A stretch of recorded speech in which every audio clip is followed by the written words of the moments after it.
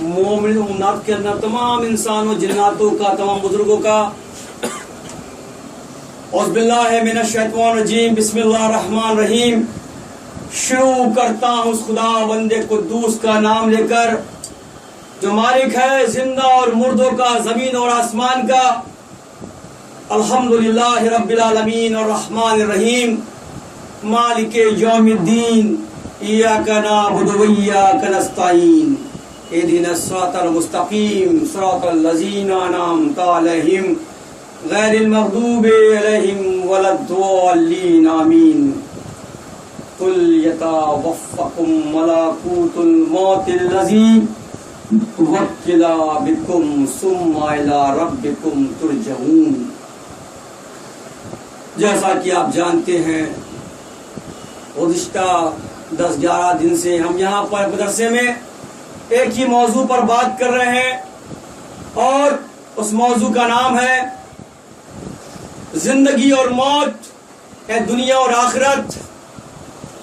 امید کرتے ہیں ہماری بہنوں نے، ہمارے بھائیوں نے، ہمارے بزرگوں نے اور دوستوں نے اور بچوں نے بہت کچھ سیکھا ہوگا، اور ہمارے بچیاں بھی ماشاءاللہ اسی موت پہ بات کر رہی تھی، دنیا کے بارے میں بات کر رہی تھی کہ دنیا ہے کیا۔ اگر ہم یہ سمجھ جائیں کہ دنیا ہم سب کے لیے ایک مسافر خانہ ہے اور ہر آنے والا یہاں کا ایک مہمان ہے، تو یہ بتاؤ کہ ایک مہمان کی حدیں کیا ہوتی ہیں۔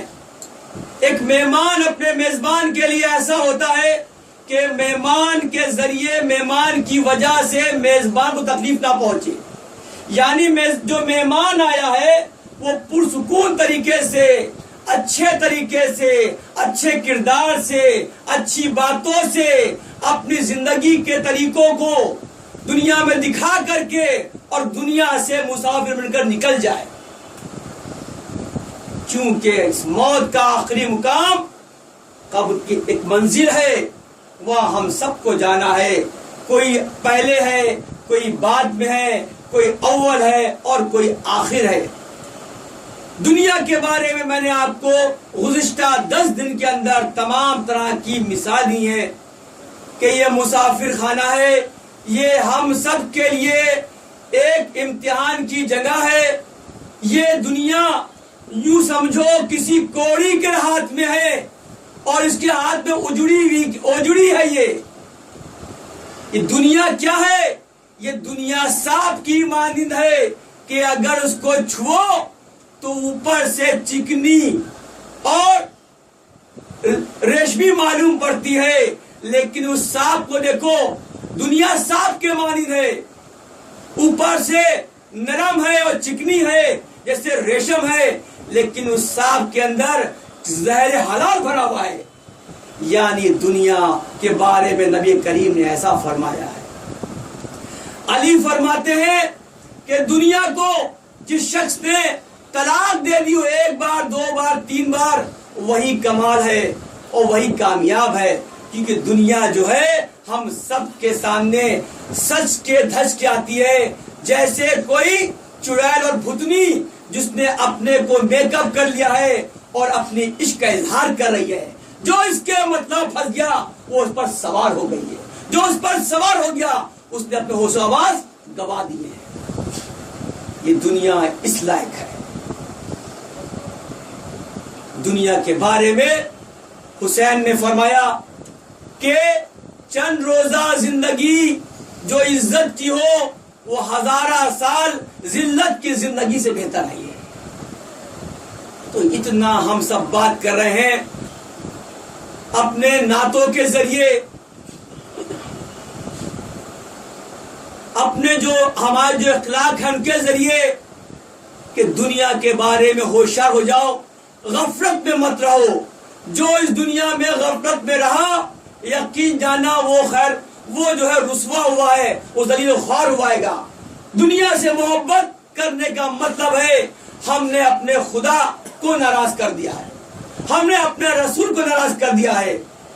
بے شک دنیا میں آنے کا مطلب یہی ہے کہ دنیا میں آنے کے بعد میں خدا بندے تعالیٰ جو ہم سے چاہتا ہے، خدا بندہ چاہتا ہے کہ دنیا میں آ کر اپنا ایک بہترین امتحان دو اور دنیا سے کامیاب ہو جاؤ اور ہمارے پاس لوٹ کر آ جاؤ. ایک ہی آیت ہم برابر روز پڑھتے ہیں کہ دنیا کیا ہے. قالوا انا الیہ و انا الیہ راجعون، یعنی کہ ہم جو لوگ ہیں وہ اللہ کی امانت ہیں، اللہ کی ملکیت ہیں، اور ہم کو تمہارے پاس لوٹ کر آنا ہے. اس کے مطلب ہم سب کو فنا ہونا ہے. دنیا میں کوئی نہیں رہنے والا ہے، نہ پہلے جو گزر گئے، نہ وہ آج زندہ ہیں، نہ ہم ہیں. کل ہم بھی دنیا کے جو ہیں جو رحلت کر رہے ہیں، کل ہم بھی قبروں میں جا کر رہیں گے. یہ بہترین مکانات، یہ بہترین بنگلے، یہ بڑے بڑے فارم ہاؤس، نوکر چاکر، ہم کس غفلت میں ہیں. ارے جب موت آتی ہے تو کیا کوئی اس کو دیکھ پاتا ہے؟ وہ کس پل آئے اور ہم پر جھپٹا مار دے اور ہم دنیا سے فنا ہو جائیں. کب تک کے لیے؟ جب تک کے لیے وہ ڈھال وہ سپر جو خدا نے ہم پہ رکھی ہے، جب تک وہ موجود ہے تو ہم حیاتی پائے ہوئے. اور جیسے ہم پر موت واقع ہو گئی، جھپٹا مار دیا، تو یقین جانا پھر تو دو میں سے ایک ہونا ہے، یا تو جنت ملنی ہے، دوزخ ملنی ہے. ابھی تمہارے اختیار میں ہے کہ تم نے تیار جنت کی ہے، دوزخ کی ہے. مسافر ہوں، یہ سمجھو کہ ایک ٹرین پہ بیٹھ گیا ہوں، نیند ہم کو آ رہی ہے، لیکن کیا ہمارا سفر رک گیا ہے؟ یعنی سفر جو ہے ہم سو رہے ہیں اور سفر ہمارا جاری ہے. وہ عمر جو ہم لے کے آئے تھے اپنے رب کے پاس سے 50 سال 25 سال 75 سال، اس میں سے ہم خرچ کر رہے ہیں. وہ بڑھ نہیں رہی بلکہ وہ گھٹ رہی ہے. تو جاگو اے مسافرو اور اپنی موت کی تیاری کر لو کہ ہم کو اس قبر جانا ہے جہاں پہ قالینیں نہیں ہیں، جہاں پہ ماربل نہیں ہے، جہاں پر سکون و چین نہیں ہے. ہاں ہو سکتا ہے اگر جس نے اپنی آخرت کو بنانے کے لیے پرہیزگاری کا لباس پہن لیا ہو. دنیا میں ایسے شخصیت آئیں گے. سورہ مریم کی آیت نمبر 56 دیکھو. اے نبی تذکرہ کرو. کس کا کرو؟ وہ ہمارے دل عزیز بندے کا، خنوس کا کرو. کس کا کرو؟ خنوس کرو، یعنی جناب ادریس کا کرو. خنوس نام جو ہے تورات میں آیا گا، ادریس جو قرآن میں آیا ہے. کیا تذکرہ کیا جائے؟ وہ ہمارا نیک بندہ، بہترین بندہ ہے. جب خدا فرما دے تو اس کی گارنٹی دے تو بھی بچا پھر کیا اس کے اندر یہ یقین جاننا ایک بہترین پرہیزگار. آپ کون تھے؟ آپ جناب نوح علیہ السلام کے پردادا تھے. کون تھے؟ نوح علیہ السلام کے پردادا تھے. اور حکمت اتنی بڑھیا کہ آپ نے اپنے دور کے اندر کپڑوں کی ایجاد کر دی کہ کپڑے کیا ہوتے ہیں. یعنی ان کے پائے سبھی قومیں ننگی تھی، پتے باندھا کرتی تھی. آپ کے وقت میں ہے جب کتابت کا دور شروع ہوا، حکمت کا دور آیا، اوزار بنائے گئے، نہریں بنائی گئی. یعنی یہ وہ شخصیت ہے. اور پرہیزگاری کہ جب دیکھو وہ روزہ رکھے ہوئے ہیں، پرہیزگار بنے ہوئے ہیں. یہ معاملہ ملک الموت دیکھ رہا تھا. خدا سے پرمیشن لی، اجازت لی کہ ایک ہم کو موقع دیجئے جناب ادریس سے ملاقات تو کر لیں. خدا نے کہا جاؤ ملاقات کو میرے نیک بندے سے. جناب ملک الموت آتے ہیں اور ملاقات کرتے ہو، فرماتے ہیں السلام علیکم میں ملک الموت ہوں. تو آپ خوش ہوتے ہیں اور فرماتے ہیں ملک الموت تم ہماری روح قبض کر کے دکھاؤ. ہم دیکھتے کہ یہ جو اس کی جو موت کی شدت ہے، تکلیف کیسی ہوتی ہے. بات کی بات تھی، روح قبض ہو گئی. کہا مجھ کو آسمانوں پر لے چلو. چل دیا آسمانوں پر. گھماؤ مجھے جنت بھی گھما دی، دوزخ گھما دی، سب کچھ گھما دیا. تو ملک الموت فرماتے ہیں چلیے اب میں آپ کو زمین پر واپس کر دوں. چلیے اب زمین پہ میں آپ کو واپس کر دوں. خدا کا حکم ہوتا ہے اے ملک الموت، ادریس نے، ہمارے نیک بندے نے دنیا کی تکلیفیں بھی دیکھ لی، جہنم پر سے گزر گیا، جنت میں آ گیا، اب اس کو دنیا میں نہیں بھیجنا ہے۔ یعنی اس بات سے تصدیق یہ ہوتی ہے کہ ہم سب دنیا کی تکلیفیں جھیلنا ہے اور اس کے بعد ہم سب کو جہنم پر سے گزرنا ہے، یعنی کہ پورے رات سے گزرنا ہے۔ اس کے بعد جو بچ گیا، اس سے کلیئر ہو گیا، وہ جنت میں جائے گا۔ تو اے لوگوں، پرہیزگاری کا لباس ایسا ہوتا ہے جس کے لیے خدا اپنے بندوں کو اپنی کتابوں میں اس کا ذکر کرتا ہے۔ اور اسی سورہ مریم کی آیت 57 دیکھو، اور میں نے اپنے اس نیک بندے کو اونچا مقام عطا فرمایا ہے، محل دیا ہے۔ پچھلی تقریر میں کہا تھا کہ وہ محل کیا ہوتا ہے، تو محل خدا اپنے ایسے چنے ہوئے بندوں کو عطا فرماتا ہے۔ تو اے لوگوں، موت سے ڈرنا تو نہیں ہے۔ اگر موت ڈرتے تو جنگ جو واقعہ جو کربلا کا ہوا ہے وہ ہمارے سامنے مثال نہیں بنتی۔ ارے موت تو آنی ہے، آج نہیں تو کل آنی ہے۔ صرف اتنی تاکید کرنی ہے کہ ہمیں اپنے غریبوں کا، اپنے پڑوسیوں کا، اپنے رشتہ داروں کا خیال رکھنا ہے۔ ہمیں جو کمائی کرتے ہیں اس میں سے ایک حصہ ان کا بھی ہونا چاہیے۔ یہی تمہاری آخرت کی تیاریاں ہیں، یہ نہیں تم کماتے گئے جمع کرتے گئے۔ اسلام میں جمع کرنا سخت حرام ہے، سخت حرام ہے۔ وہ تو تم نے کمایا ہے اس کی زکاتیں دو، اس کے صدقات دو، اس کی خمس دو، تب جب کہیں جا کر تم پرہیزگار کہلاؤ گے۔ اگر تم نے کما کے جمع کیا ہے تو یقین جانا اس کے مطلب تم اپنا جگہ، اپنا گھر دوزخ میں بنا رہے ہو۔ مقصد صرف یہی ہے کہ اے لوگوں، اپنی آخرت کو ٹھیک کر لو، اس کو سدھار لو، ورنہ کو اور موقع نہیں ملے گا۔ ایک بار موت آ گئی تو کسی کی طاقت نہیں ہے کہ اس کو واپس لے جائے۔ اس کے قبل وہ آئے اور یہ سپر جو دھان ہے یہ ہم پر سے ہٹ جائے، ہم اپنی تیاری کر لیں اس بڑے گھر کے لیے۔ اس کا اللہ نے وعدہ کیا ہے کہ اے لوگوں، ابھی ہمارے مفتی صاحب جو تھے ایک سورہ فجر پڑھے تھے، اس کو دیکھتے ہیں کہ یہاں میں کیا ذکر ہوتا ہے۔ تو خدا فرماتا ہے قسم کھاتے ہیں فجر کی، قسم کھاتے ہیں 10 راتوں کی، اور قسم کھاتے ہیں جت و تاک کی، اور وہ لوگ جو زندہ کیے جائیں گے۔ ہم قسمیں کیا کھاتے ہیں؟ خدا کی قسم کھا رہا ہے۔ ہم کھاتے ہیں میری اولاد کی قسم، میرے بچے کی قسم، چاند فلاں میرے باپ کی قسم۔ اور جس کی خدا قسم کھا لے اس کے بارے میں کیا ہے؟ تو پہلی آج قسم ہے فجر کی، تو یہ وہ فجر ہے، یہ عام فجر نہیں ہے، یہاں پر ایک واقعہ ہے۔ اور واقعہ اس طرح ہے، جب نبی کریم صلی اللہ تعالی علیہ وسلم طائف میں تھے اور لشکر تھا 12,000 لوگوں کا، اور سب پیاسے تھے، سب پریشان تھے کہ 2 گھوٹ پانی نصیب ہو جائے۔ فوجی پریشان تھے، آپ کہتے لاؤ ایک پیالہ لاؤ، پیالہ آتا ہے، نبی کریم صلی اللہ علیہ وسلم جو ہے اپنی ایک انگلی مبارک کو اس میں ڈالتے ہیں، اپنے اس پیالے کے اندر جیسے انگلی ڈالی تو دیکھا اس میں 4 چشمے پانی کے پھوٹ پڑے رہیں گے، اور وہ سارے 12,000 پانی پیتے ہیں۔ اس لیے خدا نے یہاں پر قسم کھائی ہے۔ 10 راتیں کیا ہیں؟ 10 راتیں کا مطلب یہ ہے کہ محرم کا پہلا عشرہ، ذی الحجہ کا پہلا عشرہ، اور رمضان کا آخری عشرہ، یعنی اللہ تعالیٰ نے ان دنوں کے اندر بڑی رحمتیں اور برکتیں رکھی ہیں، اس لیے خدا اس کی قسم کھا رہا ہے۔ اور خدا آگے فرما رہا ہے اپنی آیت کے اندر، آج کا ذکر آ گیا، ارم کا ذکر آ گیا، تو یہ کون ہے ارم؟ کس کی باتیں ہو رہی ہیں؟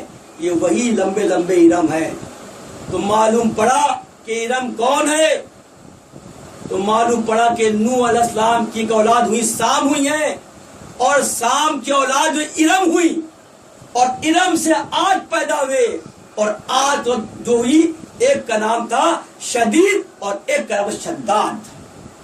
جب کلام پاک کا ذکر آ جائے تو یہ ایسی ویسی بات نہیں ہے، پر یہ تو شداد کی بات، یہ شدید تو تھے وہ شہید ہو ختم ہو گئے، لیکن شداد تھے مالدار پیسے والے اور گھمنڈی، اس وقت سب سے زیادہ امیر تھے.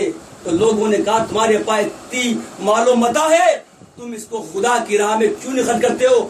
اگر تم خرچ کرو گے تو خدا تم کو جنت دے گا.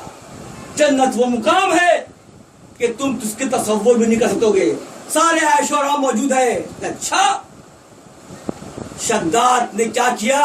بولا میں ویسی جنت دنیا بناؤں گا. خدا سن بھی رہا ہے اور خدا دیکھ بھی رہا ہے. یہاں پر چنانچہ شداد کو جیسے معلوم پڑا کہ بڑے بڑے نہریں ہوں گی، خوبصورت باغ ہوں گے، خوبصورت جو ہے گھر ہوں گے، ایک سے بڑھیا پھل ہوں گے، اور اس کا دروازہ نہایت خوبصورت ہوگا، موتیوں کا ہوگا.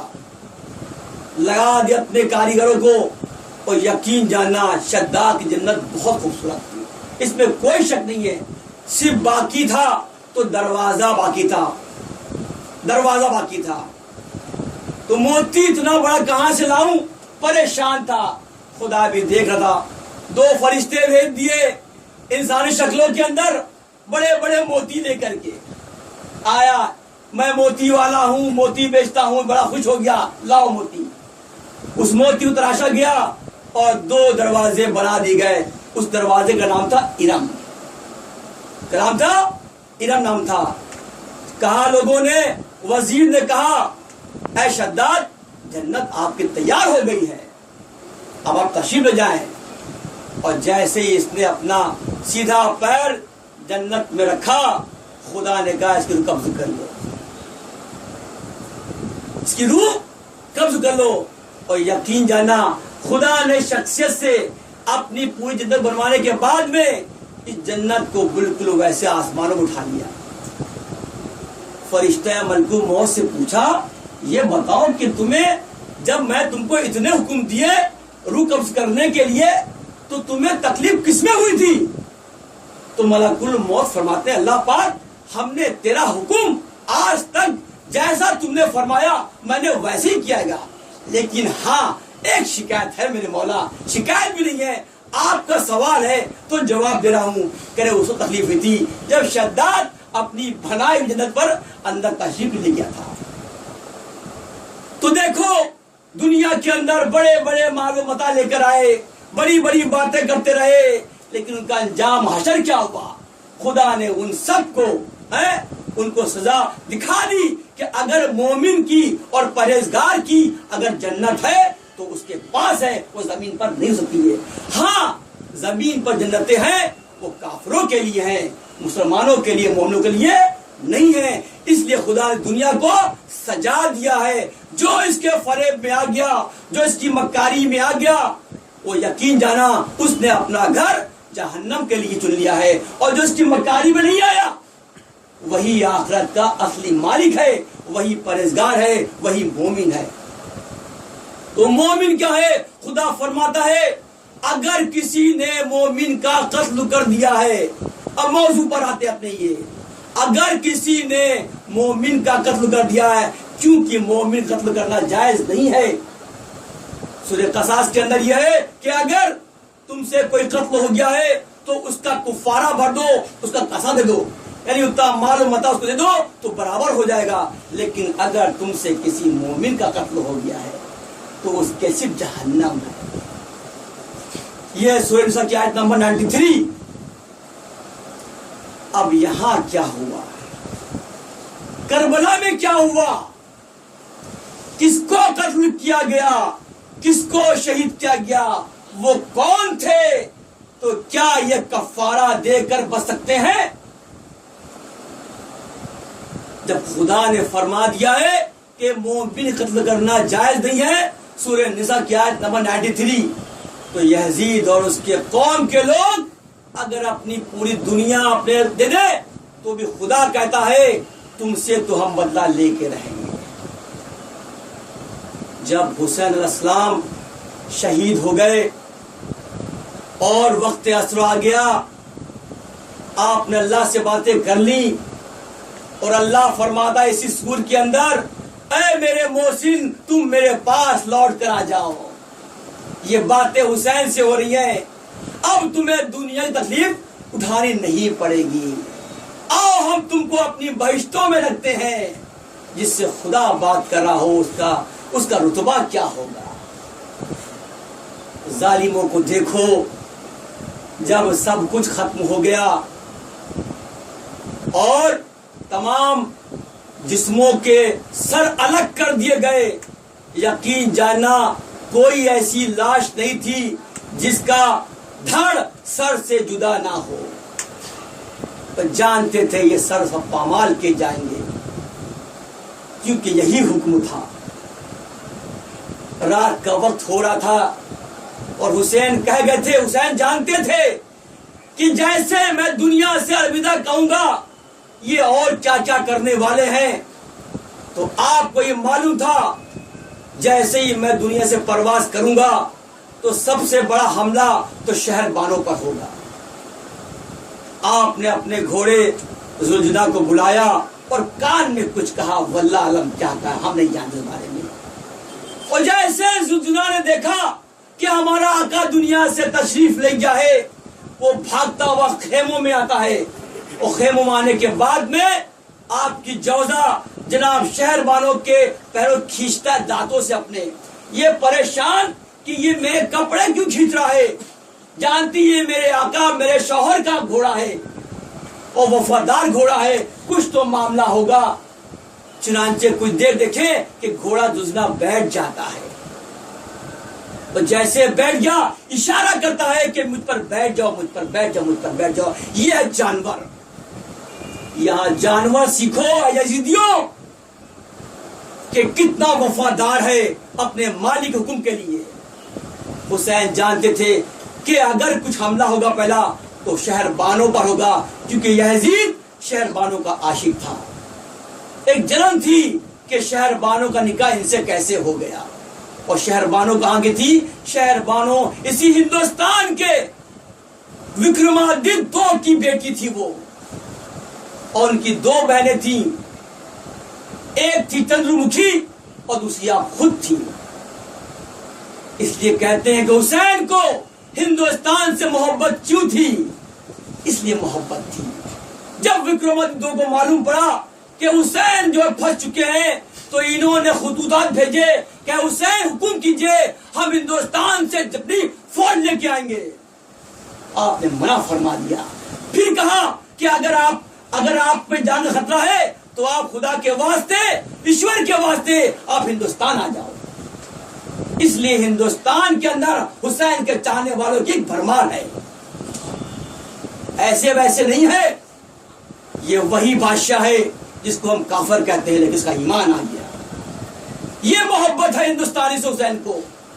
اور آپ کی تھی خواہش کہ خدا اگر مجھے موقع ملا تو ہم ہند ضرور جائیں گے، اور ہند سے ایسی ہوائیں آ رہی ہیں ٹھنڈی ٹھنڈی جو ہم کو دعوت دے رہی ہیں، اور اگر حسین ہند میں آ جاتے تو معاملہ کچھ اور ہی ہوتا. تو یہ وہ حسین ہے.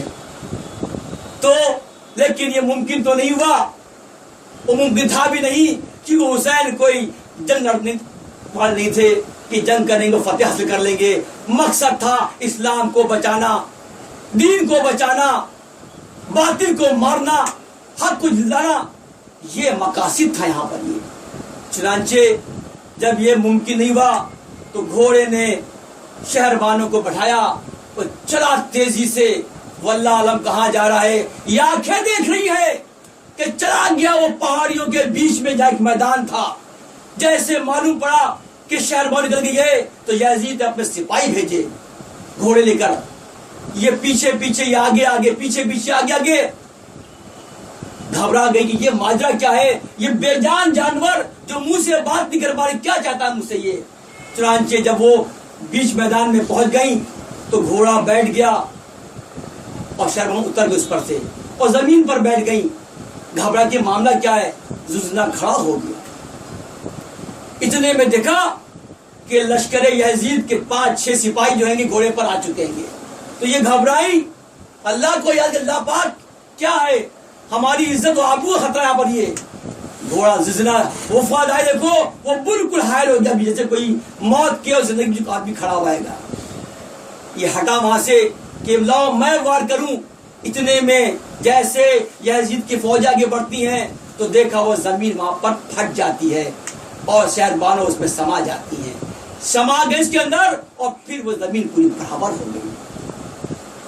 گھوڑے کو دیکھو، زنا کو منظر دیکھا، اس نے بولا میں نے تو اپنے آقا کا فرمان پوری کر دیا ہے۔ یہ وہاں سے بھاگتا ہے اور اپنے سر کو ان پتھروں مارتا ہے اور شہید ہو جاتا ہے کہ اب دنیا میں میرا کوئی نہیں، ہمارا آقا ہی نہیں، تو اب ہم کس کی کریں غلامی؟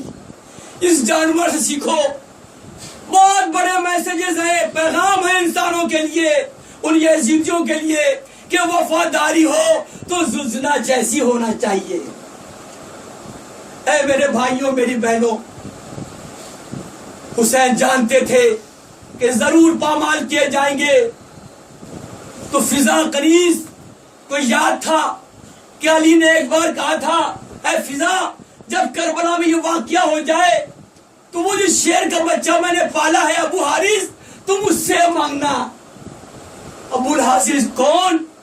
یہ بھی ایک واقعہ ہے، جب آپ نجف سے کوفے آ تھے تو آپ کے لشکر کے بیچ میں ایک چھوٹا سا شیر کا بچہ آ گیا، تو آپ کو اس پر محبت آ گئی، گھوڑوں تو اس کو اپنے پاس رکھ لیا، اپنے گھر لے کے آئے اور ویسے ہی پالا جیسے اپنے بچوں کو پال رہے تھے۔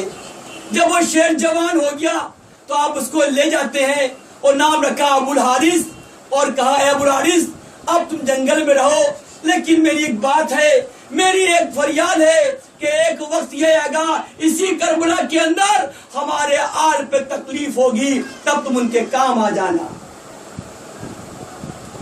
اور یہ بات علی کہہ چکے تھے، تو جب دیکھا کہ اب تو کچھ بنا ہی نہیں ہے، سب تباہ ہو گیا ہے اور یہ ضرور ہمارے اہل بیت جسموں سے کھیلیں گے، تو آواز لگاتی ہیں اس کے اندھیرے کے اندر اور کہتی ہیں اے ابو الحارث تم کہاں ہو؟ یہ وہی وقت ہے، آج اہل بیت ختم ہو چکے ہیں، تمہیں تمہارا وعدہ پورے کرنا ہے۔ یقین جاننا کچھ پلوں کے اندر دیکھا وہ شیر بھاگتا چلا آ رہا ہے اور کسی میں طاقت نہیں ہے کہ اس کا مقابلہ کر سکے، اور وہ سب بنی ہاشم کے جنازوں کے چار چکر کاٹ رہا ہے کہ اگر کوئی آگے بڑھا تو اس کو پھاڑ کھائے گا۔ سیکھو جوانوں سے، ان جانوروں سے سیکھو کہ وفاداری اس کو کہتے ہیں، ایک بار رزق کھا لیا، پانی پی لیا تو وفادار ہو جاتے ہیں۔ اس کے بعد لوگ کہتے ہیں کیا ہوا؟ اس کے بعد یہ ہوا، جب وقت ہونے لگا تو یہ فوجی اندر گھستی ہیں اور کہتی ہیں حسین کے جتنے بھی یہ تمبو لگے ہوئے ہیں یہ خیموں میں آگ لگا دو، تم لوگ باہر نکلو۔ تو جناب زینب پوچھتی ہیں اپنے بھتیجے سے زین العابدین سے، اے زین العابدین اب تم امام ہو، تم اس کی شمع ہو، حکم کرو کہ ہم خیموں میں جل جائیں یا باہر آ جائیں، ہمارے پاس دوپٹے بھی نہیں ہیں، میں نے اپنی زندگی میں اپنے باپ کے اور اپنے بھائی کے علاوہ کسی کو شکل دکھائی نہیں ہے۔ تو آپ فرماتے ہیں اے بہنا نکلو، ہم کو چل کر کے نہیں مرنا ہے۔ سارے اہل بیت جو بچے ہوئے تھے وہ نکلتے ہیں، اسی بیچ میں جناب زین العابدین جن کی ماں کا نام تھا شہر بانو، یہ صرف واحد بچتے ہیں، خدا کو امامت کو بچانا تھا اس لیے ان کو بچا دیا گیا۔ خدا جو چاہے کر سکتا ہے، خدا کو ہر چیز خدا حاصل ہے۔ جیسے باہر نکلے ان کوفیوں نے، ان یزیدیوں نے جناب زین العابدین کے توق ڈال دیا، ہاتھوں میں بیڑیاں ہتھکڑیاں ڈال دی اور ان کو کھینچتے ہوئے نکال کے لے گئے۔ اس کے بعد جتنے عورتیں تھیں خیمے جل چکے تھے، ان کو کھینچیں گے، اونٹ لائے گئے، ایسے اونٹ جن پہ کاٹی نہیں تھی ان پہ ایسے اٹھا دے گیا، اور فجر کے وقت میں یہ شام پہنچ جاتے ہیں۔ پہنچنے کے بعد میں یزید جو ہے وہ اپنے دربار میں موجود ہے، اور جب یہ قافلہ جا رہا تھا ننگے سر ننگے پاؤں، وہ یاد کر رہی تھی کہ جو کربلا میں نہیں ہوا وہ ہمیں راستے شام کی بازاروں میں ہو گیا ہے۔ ہم اہل بیت آج بنا پردے کے جا رہے ہیں، ہمارے بال کھلے ہوئے ہیں, کوئی ہم کو بچانا نہیں ہے, نہ پانی نہ کھانا. یہ حشر کیا ہے اس یزید نے, اس کی فوج نے. اے لوگوں, جب یہ پہنچی ہیں, صبح صبح قافلہ پہنچ گیا شام کے اندر, اور سر سب نیزوں پر تھے اور آواز لگاتے تھے, اور ان یزیدیوں کے لوگوں نے جیسے شام پہنچے ہیں پتھر سے حملہ کر دیا ہے ان بنی ہاشموں پر, ان اہل بیت پر. یہ وہ ماجرا ہے. صبح ہو گئی, دوپہر ہو گئی, جب وقت عصر ہوا تو بھی نہیں, مغرب ہو گئی, تب بولتا کیا ہے, لاؤ ان کو میرے پاس حاضر کر دو. یعنی کہ یہ لوگ, یہ پورے قافلہ جو بھوکا پیاسا تھا, وہ صبح پہنچنے بعد بھی اس کا نمبر نہیں آیا, اور سزا یہ تھی کہ اس میں ایک بھی بیٹھ کے آرام نہیں کر سکتا ہے, ایک بھی بیٹھ کے آرام نہیں کر سکتا ہے. جناب یزید نے بلاتا ہے, آپ جانتی ہیں, تو سارے سروں کو اس کے سامنے رکھا گیا, سارے سروں کو سامنے تشت میں پیش کر دیا گیا. یہ کہتا ہے کون ہے, کیا ہے؟ تو فرم کہتا ہے کیا یزید, یہ تو اللہ کی مرضی تھی, اللہ ہی جانے, اس کی امانت تھی, اس نے واپس لے لی. کون بول رہا ہے؟ یزید بول رہا ہے. اس کے بعد میں مسکراتا ہے, ایک چھڑی لیتا ہے, اور وہ چھڑی مبارک کو کیسے کرتا ہے, حسین اسلام کے سر سے کھیلتا ہے, ان کے دانت کھولتا ہے, ان کی زبان گھسیٹتا ہے. تو بیٹی سکینہ کہتی ہے, اے ملعون, کیا کر رہا ہے میرے باپ کے ساتھ میں؟ تو فرماتا کیا ہے, اچھا یہ زندہ ہے تو بلا آواز دے, اگر یہ تیرے پاس آ جائیں گے تو ہم سمجھ جائیں گے. جناب زینب یہ جیسے لگی کہ لاؤ میں اپنے بابا کو بلاؤں, بابا آئیے. جناب زینب آگے بڑھتی ہے اور ان کا منہ بند کر دیتی ہیں, نہیں بیٹا یہ دعا مت کرنا آپ.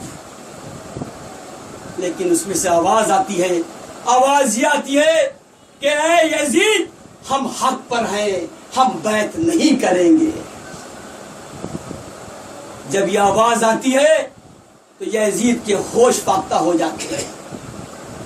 پھر ہوتا میں شاید نشے میں ہوں, میں شاید نشے کے وجہ سے کان بج رہے ہیں, جھٹکا مارتا اپنا.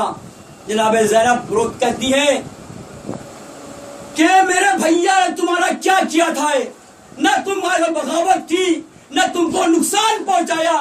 میں اس باپ کی بیٹی ہوں جس کو,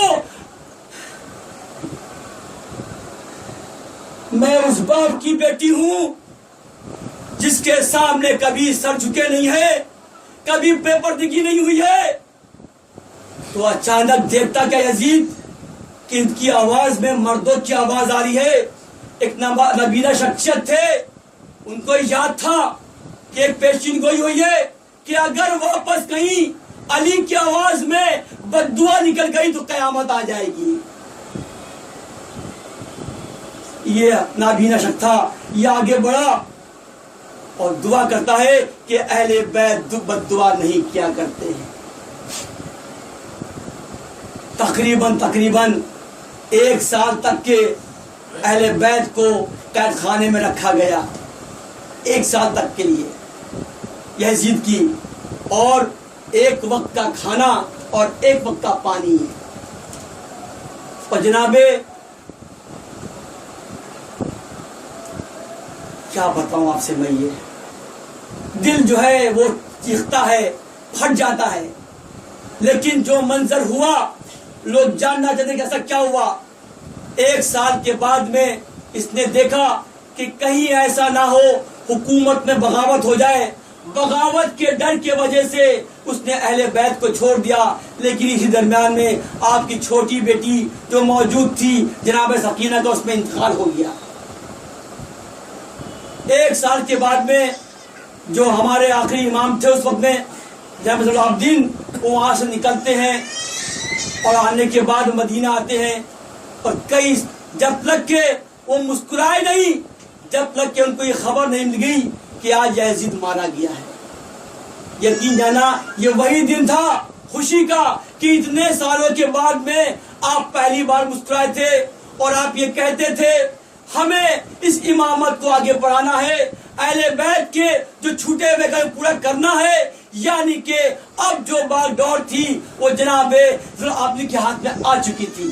اور آپ کی مثال یہ تھی، یقین جانا جیسے ان کے والد صاحب نے اس کائنات کے اندر امن چین رکھا، محبت پیار رکھا، اپنی پوری عوام کو ایک بنا کے رکھا، لیکن آپ نے ہمیشہ کہا کہ ہمیں حکومت نہیں کرنی ہے. اہل بیت حکومت جو ہے وہ زیب نہیں ہوتی ہے.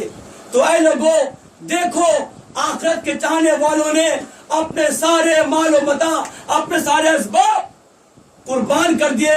یہ نہیں سوچا کہ دنیا میں رہیں گے تو عیش و آرام کریں گے. ایک ہی مقصد تھا کہ اے لوگوں اپنی موت تیاری کر لو. موت جو ہے یقین جانا وہ راستہ ہے، وہ ذریعہ ہے جو ہم سب کو اپنے رب سے ملاتا ہے. جو رب سے ملائے گا یقین جانا ان کے چہرے خوبصورت ہوں گے، نورانی ہوں گے، اور جس نے دنیا سے محبت کری وہ پھٹکارے بھی ہوں گے اور جہنمی ہوں گے. تو لوگوں جو میں نے کہا 10 دن میں مقصد یہی ہے کہ اپنی آخرت کو سدھار کر لو، مومن ہو جاؤ، پرہیزگار ہو جاؤ. خدا نے پرہیزگاروں کے لیے ہی جنت بنائی ہے. اللہم صلی علی سیدنا مولانا وعلی سیدنا مولانا محمد بارک وسلم.